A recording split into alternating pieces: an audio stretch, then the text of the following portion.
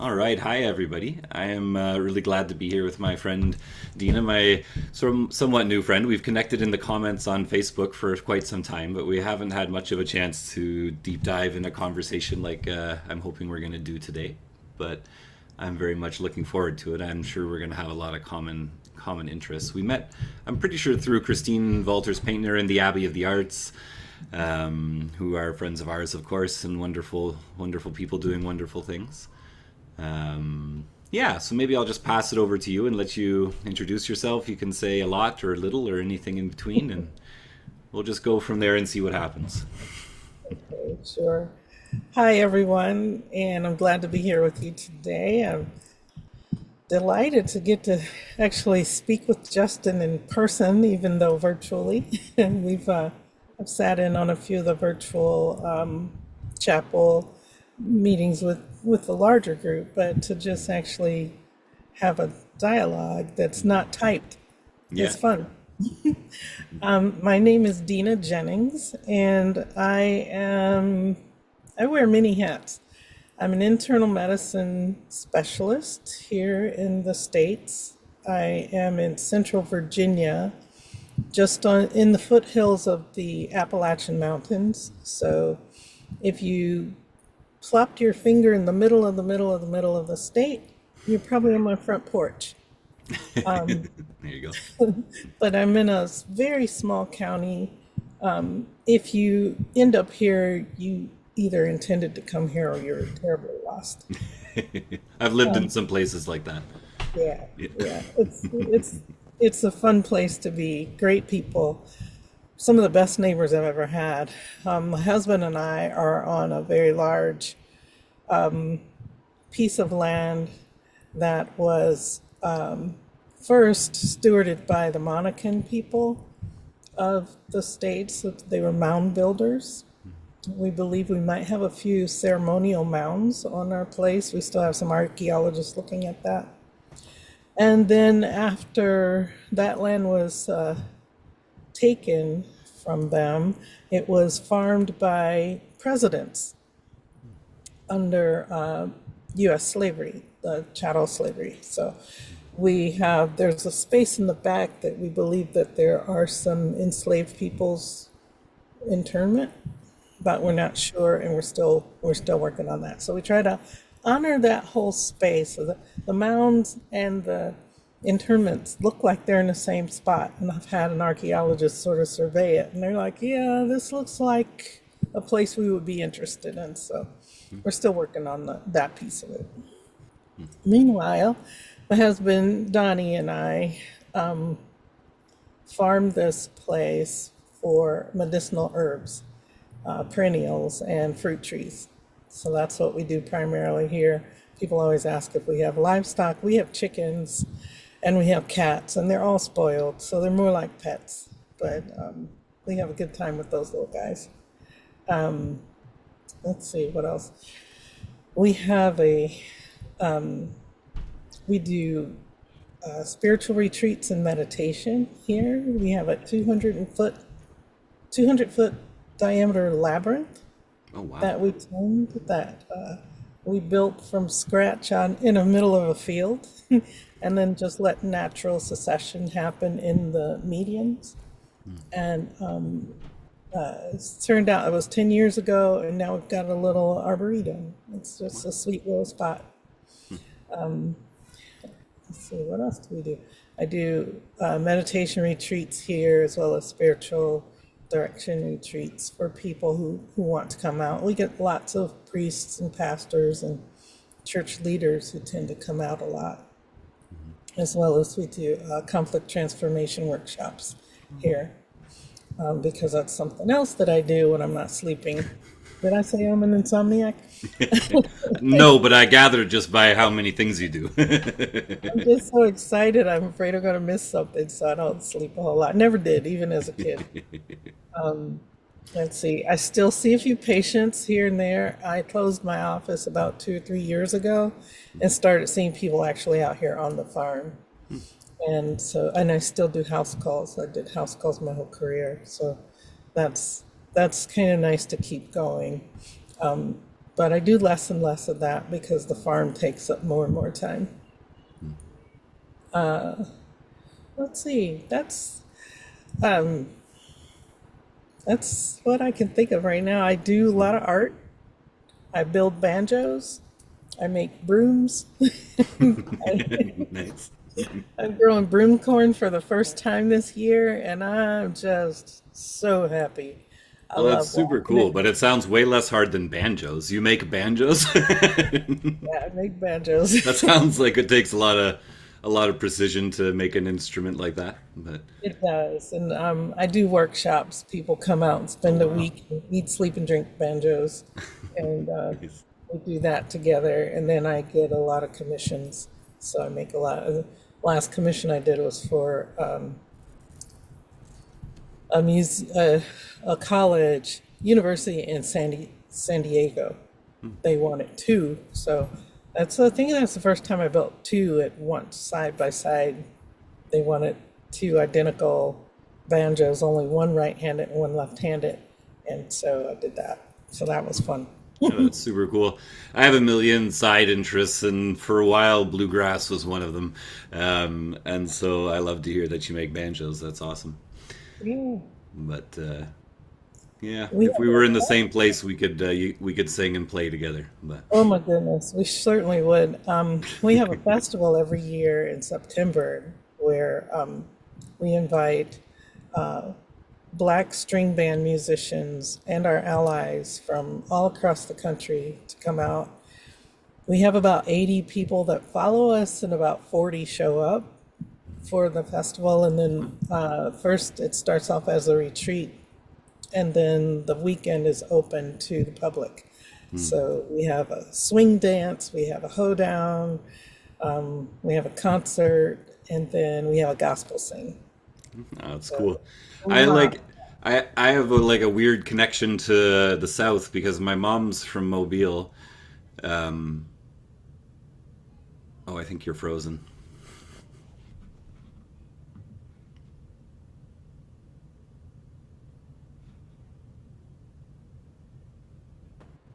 Oh, are you Uh, back? can you see me now? I think so. Yeah, you sound like you're there. You look like you're there. Yeah. Okay. That's the one thing about being out here near the mountains. We don't have the best connectivity. That's okay. We can just cut it out. It'll be fine. Okay. And we will. And then I'll start Singing back up by saying that, yeah, I have some funny, well, not funny, but like it's just a different kind of connection to the South for someone who lives in Canada and who lives in Northern Ontario, in a mining kind of bush area with lots of bears and not the South at all. Yeah. But my mom's from Mobile, and my aunts are down in Alabama and have some connections down there. My sister called me Bubba when she was a kid, and my youngest son calls my oldest son Bubba now. Yeah. And I have like kind of like a fan fiction like interest in the world because I have a connection but never lived there, never had any actual real connection, and so I listen to bluegrass and I kind of connect a little bit that way. But Well, yeah. that's funny. I met you after I moved out of Ontario. Oh, okay. Where were I was you? I was just south of Barrie. Okay, cool. Yeah, I'm up in Sudbury now, and I was on Manitoulin for a long time. Yeah. So I know I about rural middle of nowhere with living on Manitoulin. But love it, love it. Manitoulin is an island, right? yeah, yeah, it's like not very far from Parry Sound by boat, but to drive would be several hours to go around the water. But I actually looked at a job there to provide medical care on oh yeah, Manitoulin. they're looking for doctors. Yeah, yeah. It was a neat. I loved living in Ontario. I have a picture of me when I'm about 5 years old, and my dad took us on vacation to the Floral Clock in Niagara on the lake. Yeah. And I've just got this look on my face, and I remember that moment. I said, "One day I'm going to live in Canada. I know I'm going to live here," and I just did. And so finally, I moved up here. I lived there about 4 years, Well, there you go. and then came back. There you go. What brought you back? What made you decide to go back down south? Donnie proposed. Well, there you go. That'll do it. So he's the only The thing that right could man. get me out Yeah, of Canada, right? yeah, So yeah. Yeah, and he already had the farm going, and I was just starting a similar plan. They're near just south of Barrie, and it's like, why would I start all over? He'd already been at it about 10 or 12 years, Oh, so there you go. Yeah. I came down and joined him. Yeah, and you got better farming down there than you do in Perry Sound anyway. It's all rocks and lakes and mosquitoes and black flies. Yeah, But lots of root crops. yeah. Yeah, that's a world I'm pretty familiar with. I growing up Quaker in Ontario, I knew lots of people with straw bale houses. I lived in built in a straw bale house and made cob ovens and had chickens around and that kind of living off the land lifestyle for a long time actually. Yeah, that's great. Now I'm back in the city and I enjoy getting curry and groceries after 5 p.m. and all kinds of wonderful urban things. Yeah, but eat uh, curry.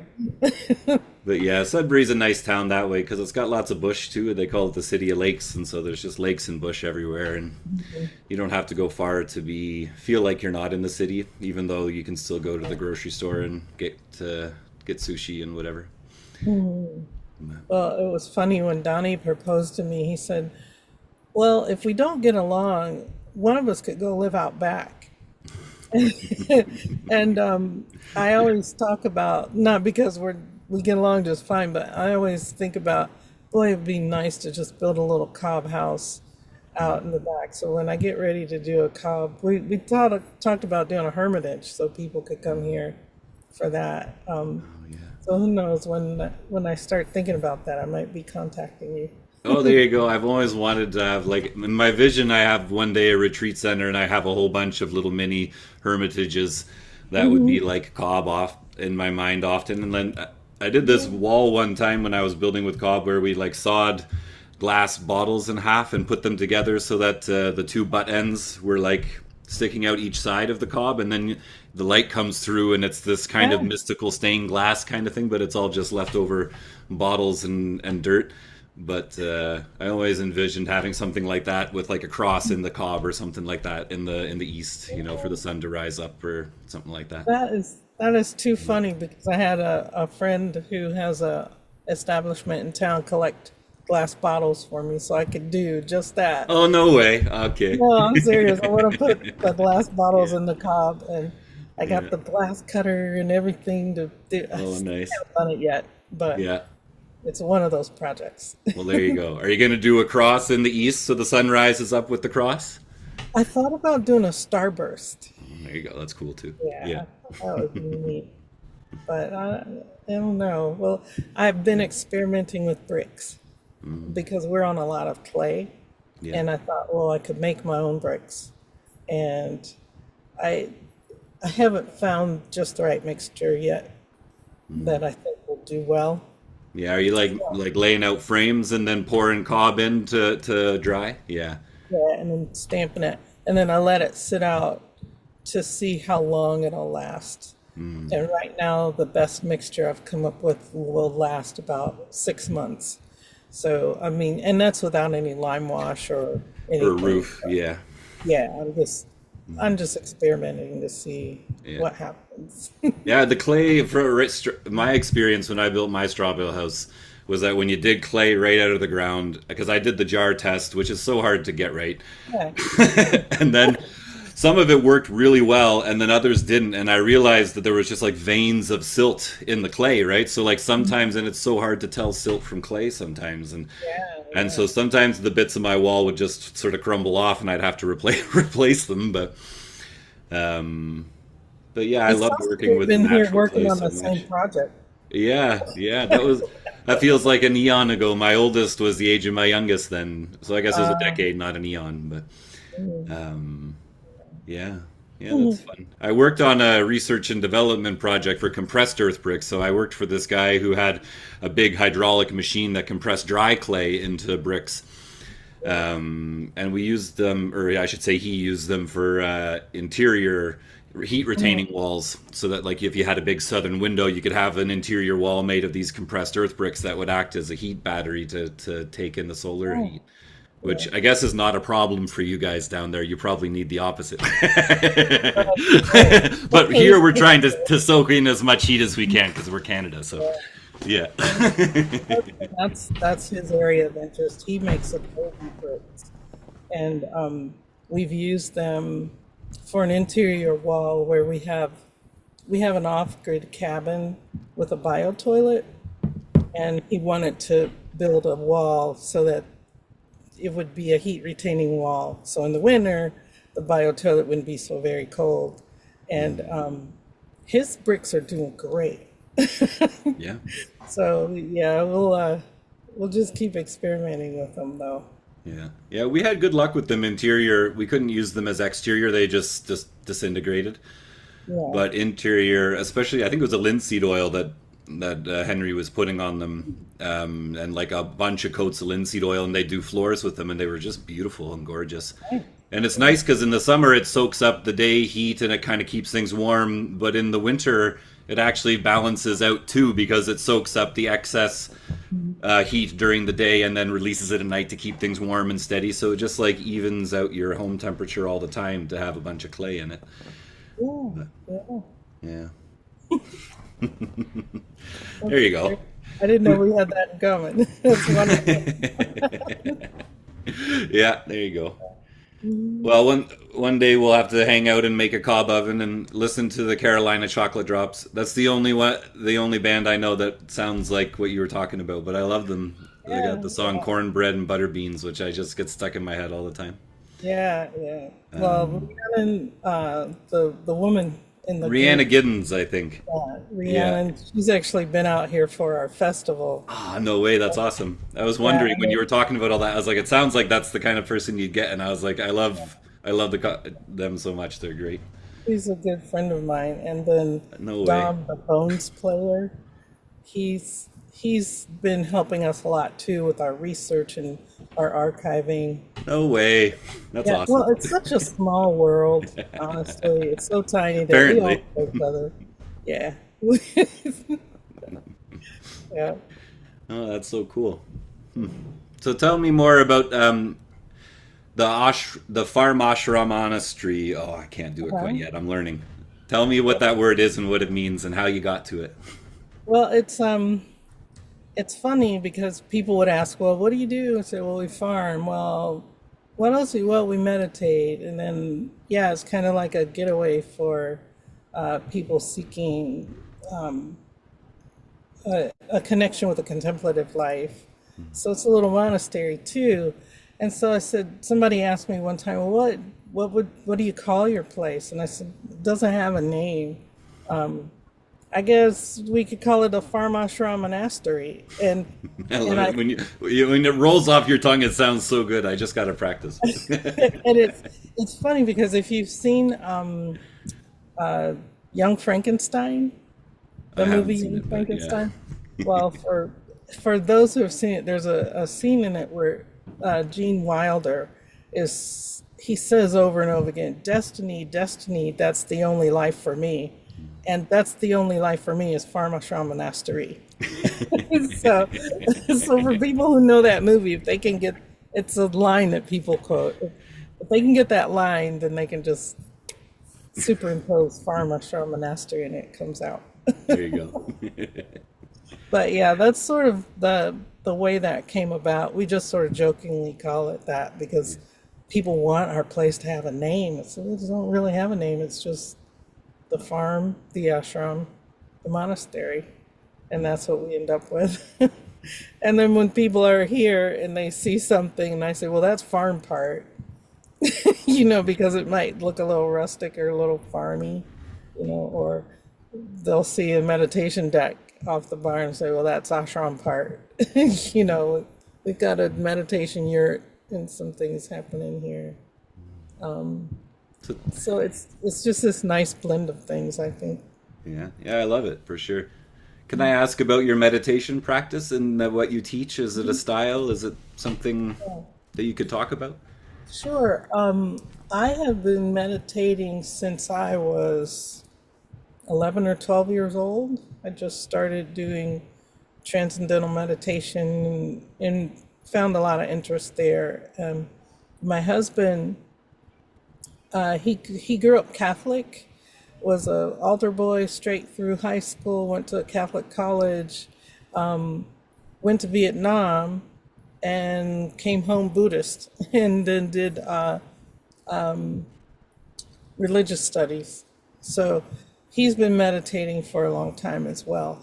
And so I what I practice more now looks more like Advaita Vedanta style meditating, especially during the lockdown that we had here in the States during the pandemic, during the height of the pandemic. I just started taking a look at different ways to meditate and to kind of tune up what I had been doing since a child, you know. And the thing that really resonated with me was that practice of using the chakras and Advaita Vedanta. And so usually what I do for meditation retreats here is I help people tune up. Usually they're coming to me, either they've had some practice with meditation and then it fell off, or they're just getting started, or they've been at it for a while and they just want to tune a little bit. So I walk them through a tune-up. And first we do a minute, and then we do 5 minutes, and then we keep extending that. I use anapanasati a lot, the breath on your upper lip, the mindful breath. We use that a lot with children too, because it's just easy for children to practice, and for people who've never meditated before at all. So those are ways that we get started, and we limit our meditation time to 20 minutes, because in some practices with the Advaita Vedanta, that's you limit to 20. Otherwise, it becomes an endurance test for some. Right. And then we'll take a little break, and then we'll start again, and maybe do another 20. It all depends on what the group feels like doing. Yeah. That's pretty cool. Yeah, I grew up with a real mixture of spiritual hippie stuff, and I was a Quaker. And so on my mom's side back, were Quakers a long ways, and I grew up in a traditional rural meeting with gray walls, and we sat in a semicircle around the fireplace on mats stuffed with hay, and there was silence, and sometimes people spoke, and that was my religious experience growing up, in terms of worship. And then Quakers have a lot of community and social justice kind of stuff going on too.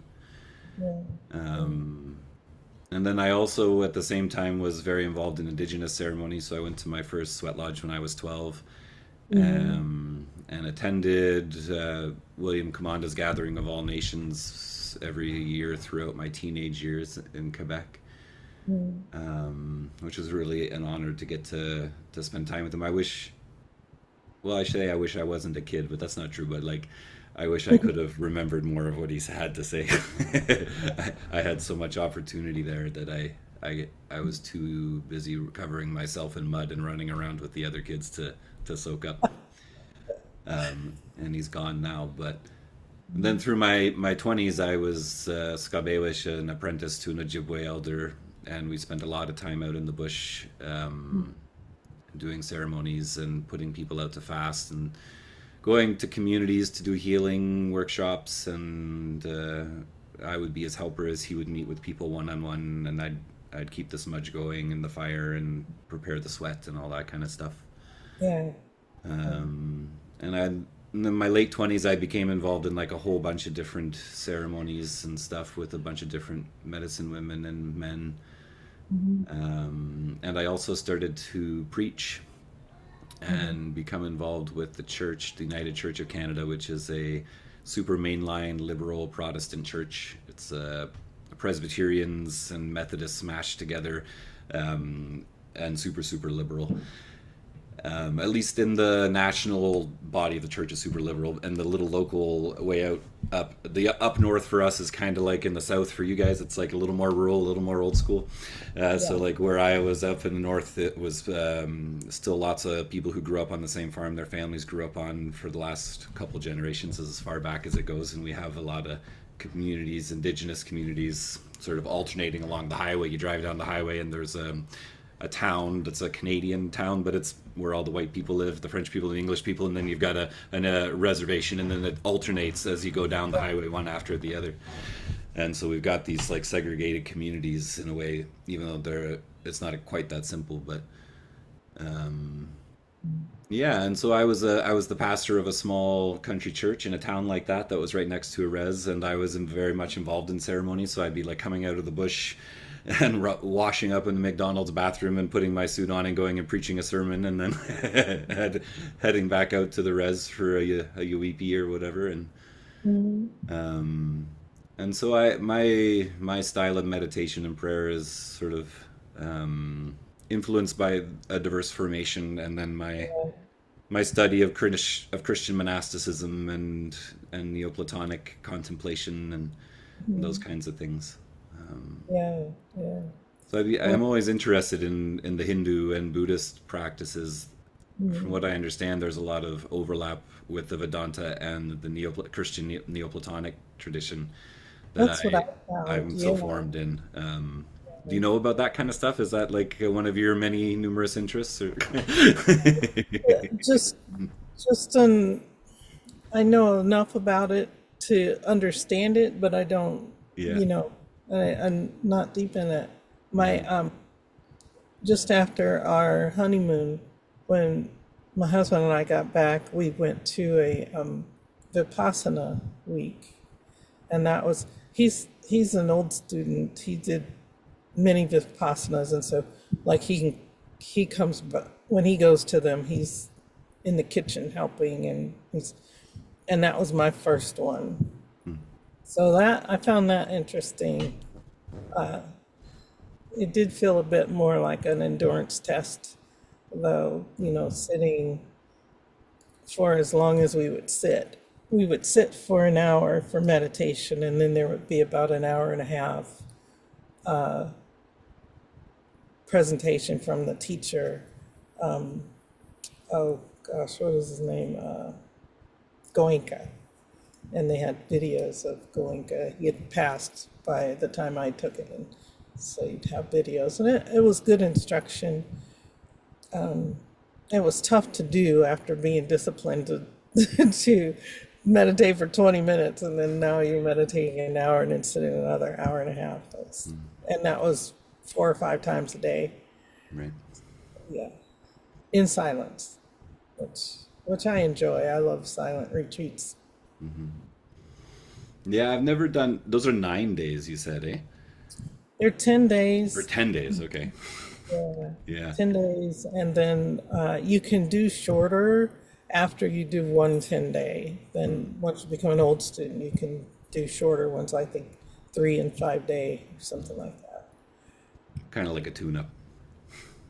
Yeah. Yeah, Yeah. well, we would go out to fast is all what we would call it, just going out to fast, but people often call it like vision quest kind of thing. Although, like I say, that's not the language that I was actually taught to use, but Yeah. it's that idea. So we'd go out for 4 days and 4 nights without food or water and fast. And then there'd be sweats before and after and different things like that. But you'd be alone in the bush for the whole time. The elder would come and meet with you once a day for, somewhere between 5 and 20 minutes or something and chat. And then the rest of the time it was just pray and don't stop praying. And I remember watching the sunrise and watching the sunset. I'm like, I don't know how to pray anymore. Watching the sunrise and set. I would love to do something like that here, like that little cob house, a little hermitage out. I'd like to be able to offer that to people to come out and kind of like a vision quest, but where we would bring the things to you that you need daily or however often. Yeah. And if people people would have that opportunity during the day to talk with an elder. We're working right now on a small sanctuary out in the woods. We call it Kildara because it's the oak wood cell. Oh, that's great for Brigit. Yeah. Yeah. So it's our holy well is dedicated to Hildegard, Nice. and then this is different, and it's beautiful because it's in an oak wood forest, and it's all white oak. So when the white oak is wet, to me, it shimmers. So you're seeing, like, if there's dew or just a little misting or rain, and then the moon comes out, then they just shimmer, and it's so beautiful. So we're putting a little sanctuary there. In fact, I had asked you if I could use one of your writings for a book of homilies for people to read. I when remember they that. do it. Yeah, I remember that now. Yes, Yeah. thank you so much for saying because Of course. I actually, I think it's right back here. Oh no, this is probably awkward looking for me reaching it. But I Oh, made that's a little fine. book for Kildara. Oh, as if which of my writings did you use again? I'm trying to remember. What did I use? Let me see. Oh, it's so lovely. I love so much to know that. That's so great. In here with credits to use, so people can, if they want to. Where are you?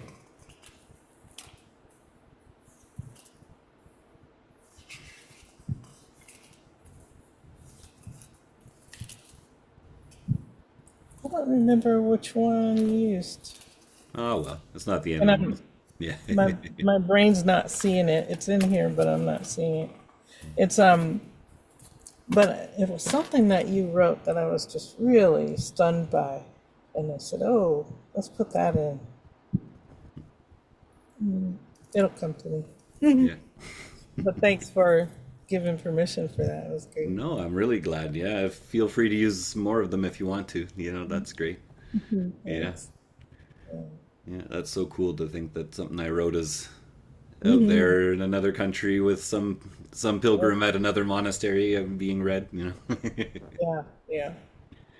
Yeah, especially dedicated to Brigit. I have a deep fondness and devotion for Brigit myself. Hildegard's great too, but Brigit I have like more of a personal connection with just as it's Yeah. unfolded. But Yeah, the we stories of celebrate. her lives and the examples that she shows with the animals and it all feels so symbolic to me and so meaningful. And she also showed up to me in the midst of a really, like you can be in hell when you're in a really weird spiritual place, and it was just a flash of her and, and Protege, who's a reggae artist, who in one of his songs he talks about the importance of learning when when a boy becomes a man, it's also learning to fear God, put fear in them heart. And it was like him saying that and Brigit at the same time, and I realized I was experiencing the fear of God. I Yeah, don't know why I wasn't expecting to talk about that. That was such yeah. just a flash of a moment years ago, but it was stuck with me. Yeah. Great. That's just one more connection to this space for me then, as I'm remembering your story. This is, I mean, this is, I don't know. To me, it's all just such blessed time when you can spend talking with somebody, and then you have these connections that you make. We have different spots around named for different saints that mean a lot to me. And so now when we're doing Brigid's Fest and when we're up at Kildara, then I'll remember your story. Maybe we'll play a little protege while we're up there. Oh, there you go. Yeah, resist not evil. That's my favorite. One of my favorite songs. My boys love it too. Great. Yeah. That's cool. You have it named for different saints because in my vision of my monastery retreat center that I've always had is my pipe dream that each of my little hermitages would be named after a different saint, and I would have a little book like that with the story of their life, like the historical vita in there, in each one. And that's how I've always envisioned it, with like kind of a big, you could walk between each one and trails between them, almost like a large labyrinth arboretum, like you described. So it's all very very cool. That, and you know what, that was my elder's vision that he described of the school he wanted. He never got the chance to. Wow. He talked about it all the time, of a vision very similar to that of the school he wanted to build. He'd draw it out and show it to me, and he just couldn't stop talking about it. Yeah. But I love that idea, and I've pictured it much like Stations of the Cross, where you'd have these pathways that you could walk, and then there'd be another post about a saint, and maybe like a little wood carving of them and their, like a little bit of their story. So it's a work in progress.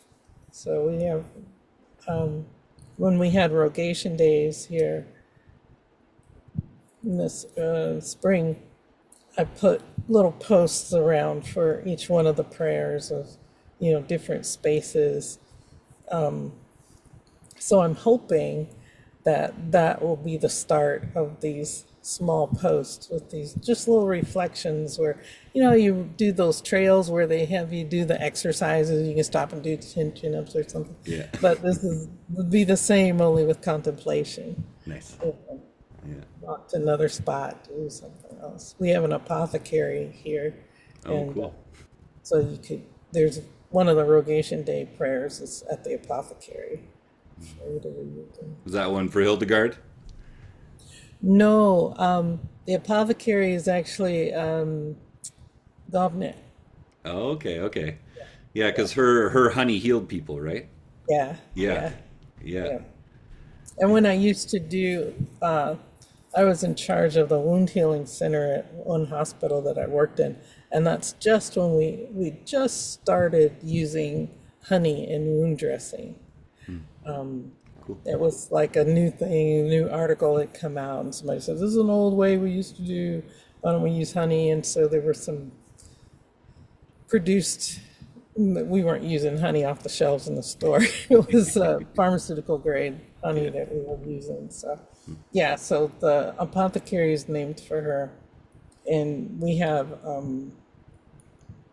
Donnie has just in our house. We have a wall of his dried herbs. He used to make teas and sell them at farmers markets, and so we still have the herbs from that, and that's why we built the apothecary, so we could move all of that out to the apothecary. And so my banjos are on one wall, and all his herbs are on the other wall. And so it's like a little music room. You guys just sound like the coolest people. I just want to come and hang out there. We always say we need a stern parent to just say, no, don't do that, or like finish this first, or do that. But we have a lot of fun. Yeah. He said one day, he goes, I've been thinking about a sawmill. I said, oh, cool, let's get one. And, in some other couples, they might have said, do you really think that's a good idea? And I was like, no, let's do it. So he got his sawmill, and so we mill all our wood, and Nice. he makes the banjo necks for me. And yeah, so we have a lot of fun. Yeah, that is a lot of fun. Yeah. I used to know a guy way out in the bush who had the front end of a car that he used for his sawmill. Like, he had hooked his sawmill up to the engine of the car, and so it was only half a car. He'd like sawed the back right off, and you just stood there and you turned the ignition on. And he put it into drive and hit the pedal, and off would go his sawmill. That's great. I'll tell Donnie that one. He might build his second sawmill. Yeah, we have a lot of fun. Yeah, that was when I was living out on Manitoulin. We had a lot more of that kind of stuff, and we'd always get our cedar shingles from him because there's so many cedar trees up there. and people make posts out of them. So you shave the cedar trees into the posts, and you end up with these sort of round on one side, flat on the other side, long cedar strips that are useless for anything but making fences out of and stuff like that. But yeah, we'd yeah. always go collect them and build shanty little shacks out of them Mhm. and whatever. But When yeah, I was in Ontario, I had my banjo workshop and then a retail store right next to it. And I stopped at one of the hardware slash lumber stores and got this pallet of cedar shingles. And so, any place you see cedar shingles around here are my Canadian cedar shingles there you go. because I've been working on that pallet for a really long time. So yeah, I used the tops for making kalimbas, the what's that? thumb pianos. Oh, like the little thumb pianos. Yeah, my son Yeah, has one of those. Yeah. those those uh, those were perfect for making the tops on those. Oh And yeah. so that was the soundboard. Okay. And I didn't make as many as a pallet for sure. So Yeah. Yeah. I still have shingles all over the place. Well, And they don't go bad. They just sit there. So. I also use them for the jumping board for a lumberjack. You know those those jumping dolls. Oh, okay. Okay. Yeah, I make those too, and I use the cedar shingles for their board. Yeah, Yeah, it'd be nice and light and probably and easy to hold kind of thing. Yeah. yeah, smells great. Yeah.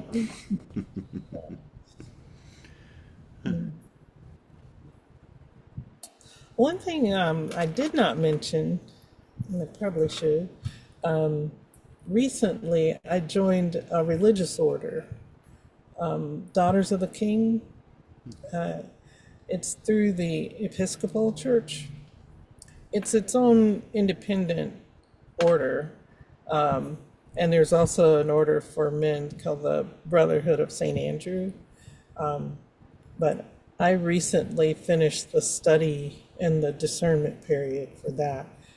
That's the cross that I wear. So I am now officially a nun. Hey, that's awesome. It's something I've been looking into since like 2007 or so. And I used to sit with some Catholic nuns. I think she was one of the Claires. I can't remember. But I used to sit with her a lot, learned a lot from her. I counted her an elder. And she and I talked a lot. So around that time, and that was before I even met Donnie, I've been looking at a religious order. And this is one I found that I like because you're not living sequestered and you're not taking a vow of celibacy, so you can be married. And the rule of life is service and prayer. So that's right up my alley.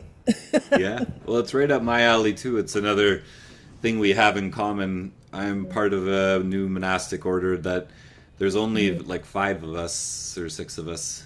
I'm bad at numbers, even small numbers like that, apparently. But we've been together for a few years now, and we meet really regularly. And we've been working on creating our own novitiate program that's Yeah. in Celtic Christianity and the Church Fathers, and a lot of the kind of deeper stuff that we like to do. And so that's a huge thing for me. I felt such a strong call. I didn't know what it was. I think, like I skipped part of my story of my family was dysfunctional, and so I got kicked out of the house when I was 15. I lived on the streets. Like I ate out of dumpsters and slept in the park and stuff for 5 years until I was 20. And then I met that elder who got me sober and taught me how to work and how to care for other people and all those Yeah. important things a young man needs to learn. But before then, I had lived as a nomad in this punk subculture where there was squats and punk houses, and I would hop trains and hitchhike around and stuff like that. And it was very much a subculture nomadic life. And even though it was not monastic, because we were drinking and fighting and whatever, like we didn't do terrible stuff, but we were vagabonds on the side of the highway or whatever. So we weren't monks. But I realize as I look back on it that it was like I think the beginning of my monastic call was that I was trying to renounce. I was renouncing, the world. I was renouncing society, and I was living on the edges in poverty, partially because of trauma and dysfunction at home and etc. But also because at the same time, I think this call to a monastic life, Yeah. so that I can at least say that I woke up on the dewy grass more times than I can remember, or whatever, like the like Colin Bannis sort of traveling around or whatever, the peregrinadios. And then I when I was in ceremony in Ojibwe culture, there's medicine societies, which are sort of like monastic orders in a way, in a very, Uh-huh. very loose way. But they weren't really open to me as a non-Indigenous person, and so I always sort of aspired and longed for it, but wasn't able to reach that. And then eventually, through Richard Rohr, I discovered the cloud of unknowing and the monastic contemplative tradition, and that all just opened up a can of worms for me that I'm still opening and enjoying. And so, yeah, that monastic call has always somewhere between monk and shaman is what I've always been called to called to Yeah. be. And I have more formal training in the latter than I do in the former, but I'm well read in the monastic tradition anyway. And I do Yeah. try my best to live a daily life, a daily rule of life, and I have daily prayers that I do in my community and stuff. And that call to austerity, whether it's chosen or whether it's because of the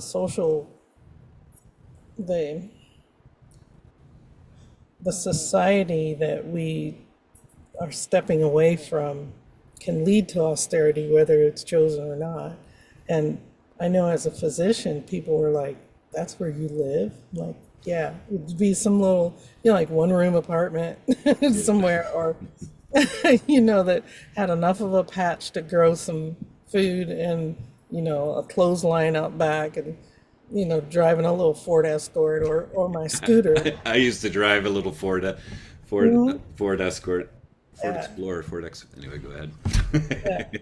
I had one and then the other, and one of the things that the rule, the way I ended up with that vehicle is my futon had to fit in the back, because I always wanted to be able to get in my futon and get in my car, drive up to Canada, stay in one of the parks, in one of the provincial parks, and then come back home. There you go.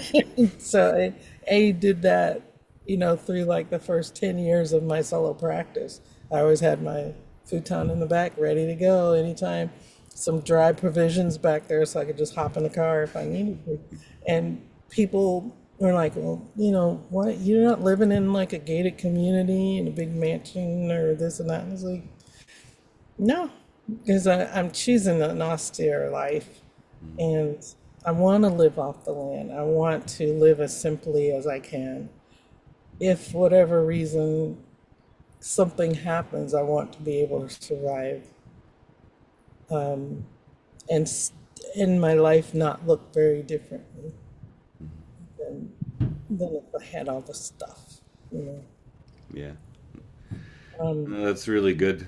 Sometimes I think my Quaker ancestors were like new monastic movement of their time, because they were living married lives, and they were in the world, but they were also in community at the same time. So like they were living in community, but they were also in the market and selling stuff. They yeah, had businesses and stuff, and were in town, and um, but they also lived a contemplative life of silence and shared yeah, discernment of God's will and that kind of stuff. And sometimes I think of them as early. They wouldn't have liked growing up Quaker. The idea of a monk was like this terrible sort of hmm, selfish, retreating from the world kind of yeah, mentality.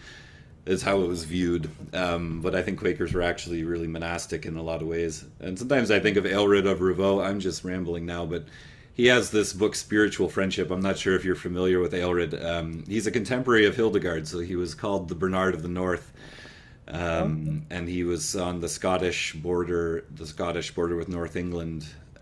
He wrote the life of Saint Ninian, and lots of other really great stuff. And he has a book called Spiritual Friendship, which I think you totally dig.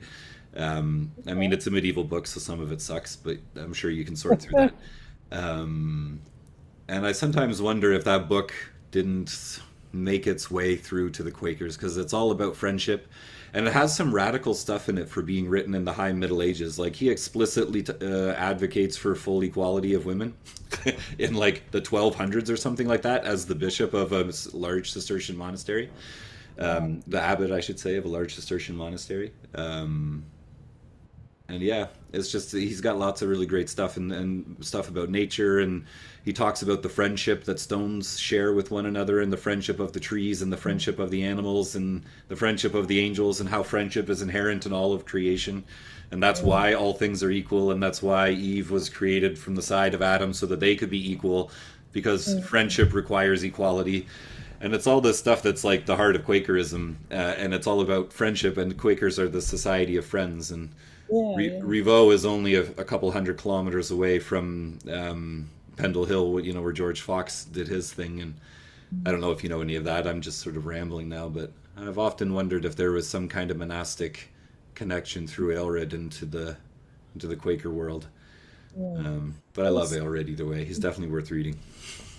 Yeah, the society that we live in the West is so unlike what our ancestors and predecessors lived. You know, my mom is from a holler in Kentucky.